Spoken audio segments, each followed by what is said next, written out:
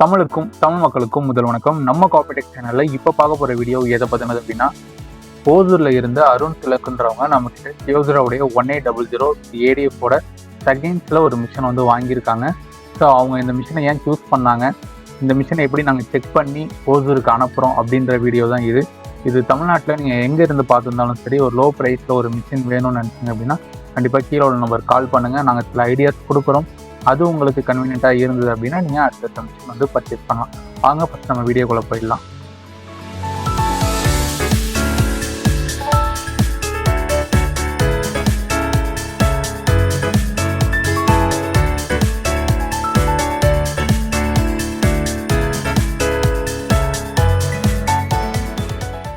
Machine நம்மக்கிட்ட ஆர்டரான first step என்னென்னா, நம்ம ஆல்ரெடி ரெடி பண்ணி வச்சுருப்போம் மிஷின்ஸ் எல்லாமே. ஸோ அந்த மிஷின்ஸை இறக்கி ஜஸ்ட்டு செக் பண்ணி ட்ரம் பிளேடை மட்டும் மாற்றி அதை நல்லா இங்கேயே நம்ம வந்து ஸ்பீட் டெஸ்ட்லேருந்து jamming test, copy quality test எல்லாமே பண்ணிவிட்டு ப்ரோக்ராம் எல்லாமே சேவ் பண்ணி இங்கேருந்து பேக் பண்ணி கொரியர்லேயோ இல்லை பஸ்லேயோ நம்ம வந்து சென்ட் பண்ணிவிடுவோம்.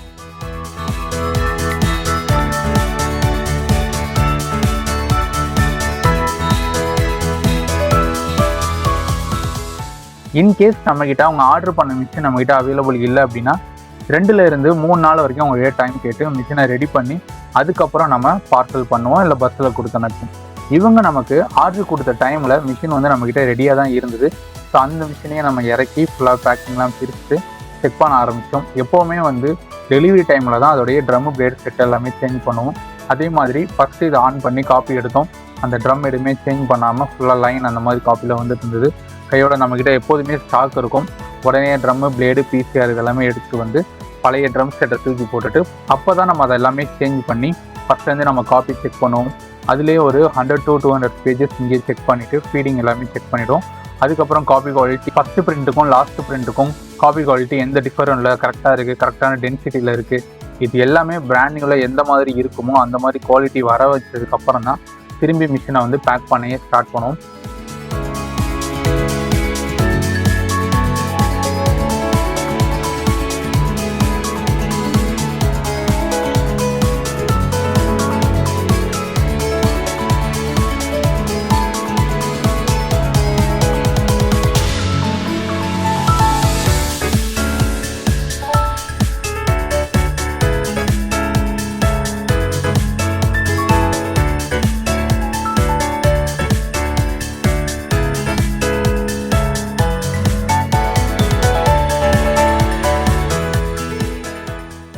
இந்த கேப்பில் நம்ம எல்லாமே செக் பண்ண வீடியோஸ் எல்லாமே அவங்களுக்கும் நாங்கள் சென்ட் பண்ணிவிடுவோம்.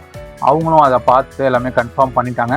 ஸோ மிஷினுக்கான ஃபுல் பேமெண்ட் நமக்கு ரிசீவ் ஆனதுக்கப்புறம் நம்ம மிஷினை பேக் பண்ண ஸ்டார்ட் பண்ணிவிடுவோம்.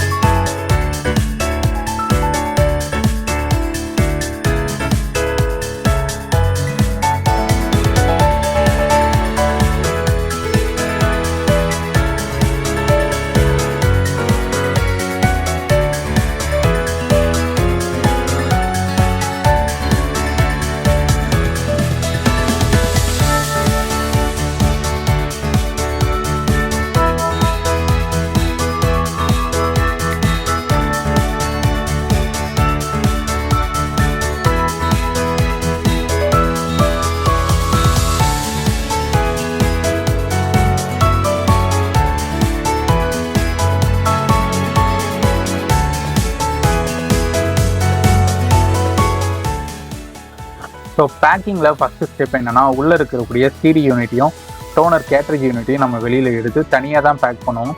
அது உள்ளே இருந்தது அப்படின்னா இப்போ மிஷின் இன்கேஸ் நம்மளே கொஞ்சம் லைட்டாக சாய்க்கிறப்போ டோனர்லாம் வெளில கசிகிறதுக்கு சான்சஸ் இருக்குது. ஸோ அப்போ அவங்க ஃபஸ்ட் டைம் மிஷினை ஓப்பன் பண்ணுறப்போ ஃபுல்லாக டோனர் ஆகி அது மூலயமா நிறைய ப்ராப்ளம்ஸ் க்ரியேட் ஆகிறதுக்கு வாய்ப்பு இருக்குது.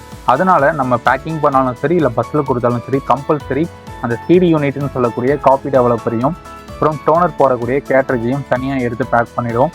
இது கூட அவங்களுக்கு பவர் கார்டு, அதாவது மிஷினை ஆன் பண்ணக்கூடிய அந்த ஒயர் இருக்கு இல்லையா பவர் கார்டு, அதையும் நம்ம உள்ளே வச்சு பேக் பண்ணிவிடுவோம்.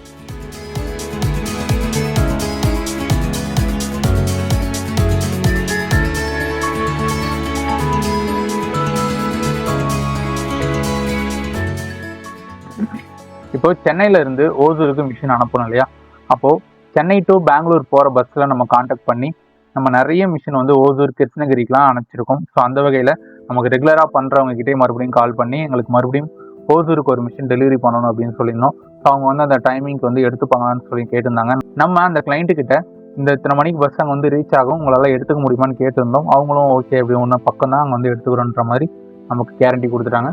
ஸோ அதுக்கப்புறம் மிஷினை வந்து பஸ்ஸில் போகிற அளவுக்கு நம்ம பேக் பண்ணோம் இல்லையா, ரொம்ப பெருசாகவும் பண்ணிட்டோம் அப்படின்னா பஸ்ஸுக்குள்ளே போகாது. ரொம்பவும் நம்ம கேர்லெஸ்ஸாக பண்ணிட்டோம்னா ஏதாவது சின்னதாக மோதினாலும் டேமேஜ் ஆகிறதுக்கு வாய்ப்பு இருக்குது. அப்போது இதோடைய ஹைட் வந்து கொஞ்சம் ஜாஸ்தின்றதுனால நம்ம ஏடிஎஃப்பை தனியாக கழட்டி அதை தனியாக பேக் பண்ணி மிஷினையும் தனியாக பேக் பண்ணி 2 பார்சலாக நம்ம எடுத்துகிட்டு போயிட்டோம். ஸோ நம்ம சென்னையிலேருந்து கோயம்பேட்டில் தான் இந்த ட்ராவல்ஸ் இருக்குது. ஸோ அந்த ட்ராவல்ஸில் மிஷினை லோட் பண்ணி அங்கேருந்து ரிட்டர்ன் வரதான் இந்த வீடியோ. ஸோ அவங்களுக்கு பஸ்ஸோட டீட்டெயில்ஸ், டிரைவர் நம்பர் எல்லாமே அவங்களுக்கு ஃபார்வர்ட் பண்ணிட்டேன்.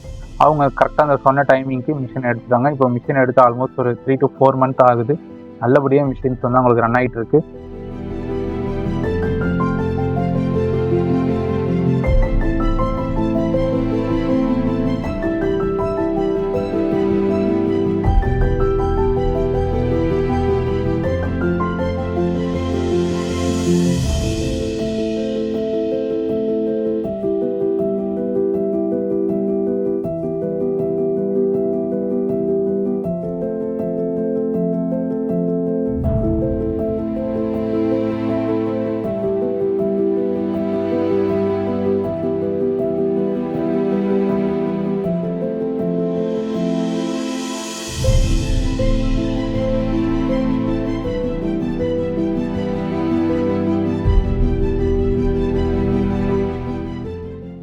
ஸோ இதே மாதிரி நீங்கள் சென்னையாக இருந்தாலும் சரி இல்லை தமிழ்நாட்டில் நீங்கள் எங்கே இருந்தாலும் சரி மிஷின்ஸ் வந்து எங்களால் சேஃபாக டெலிவரி பண்ண முடியும். அதுக்கு பின்னாடி உங்களுக்கு கேரண்டி வாரண்டியும் தாராளமாக கொடுக்க முடியும். உங்களுக்கு இந்த மிஷின் வேணும் அப்படின்னா தாராளமாக கீழே நம்பருக்கு காண்டாக்ட் பண்ணுங்கள். ஸோ நம்ம சைடில் நிறைய ஐடியாஸ் அண்ட் சஜஷன் கொடுக்குறோம். அது உங்களுக்கு கன்வீனியண்ட்டாக இருந்தது அப்படின்னா நம்ம அடுத்தடுத்த ப்ராசஸ் நம்ம பண்ணிக்கலாம். இதே மாதிரி நிறைய இந்த லோ ப்ரைஸ் ஜெராக்ஸ் மிஷின்ஸை பற்றியும் ஃபோட்டோ காப்பீஸ் மிஷின்ஸை பற்றியும் நம்ம சேனலில் ரெகுலர் அப்டேட் இருந்துக்கிட்டே இருக்கும். அதெல்லாம் நீங்கள் பார்க்கணும் அப்படின்னா நம்ம சேனலுடன் இணைந்திருங்கள். நன்றி.